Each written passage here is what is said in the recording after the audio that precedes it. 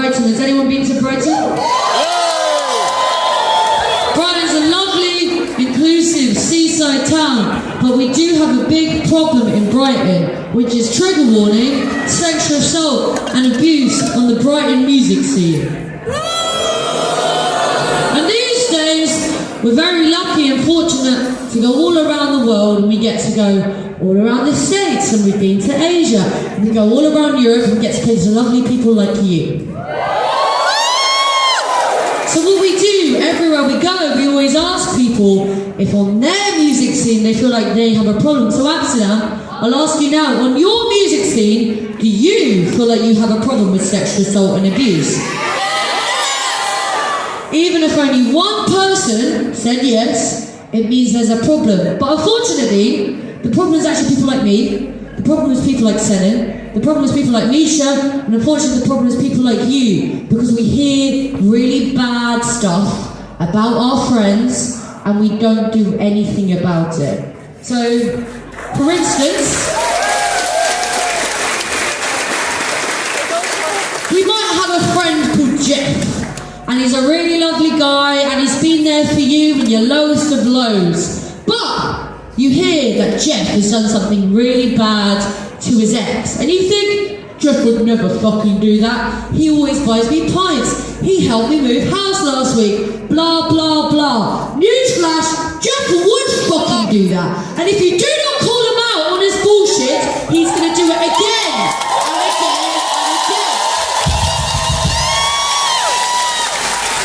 Do we want that, Amsterdam?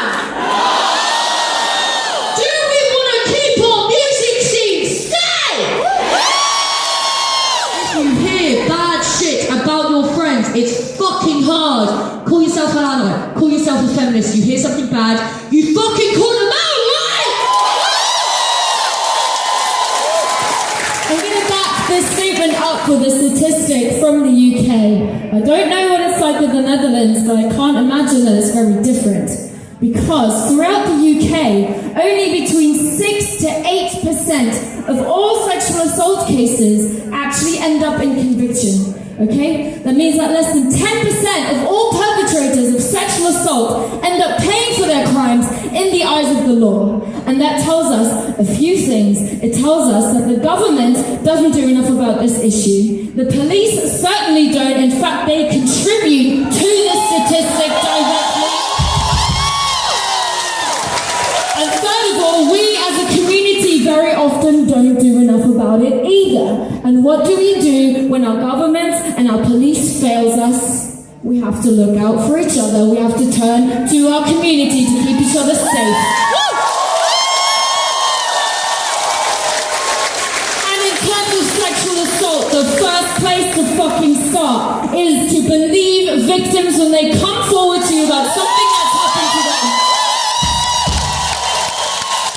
Believe victims, call out your fucking friends. If you call yourself an ally or a feminist, I don't care if they're your best fucking homie, you hold them the fuck accountable for the dumbass shit that they do. Alright, before we continue, I want to make some space down the middle.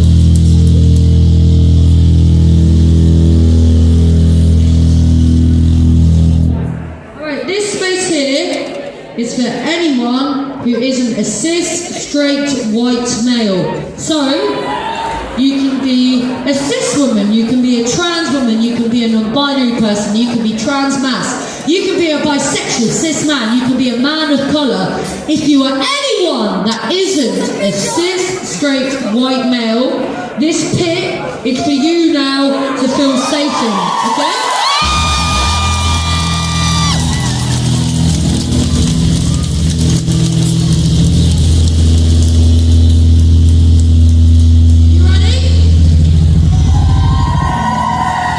Boys in the band.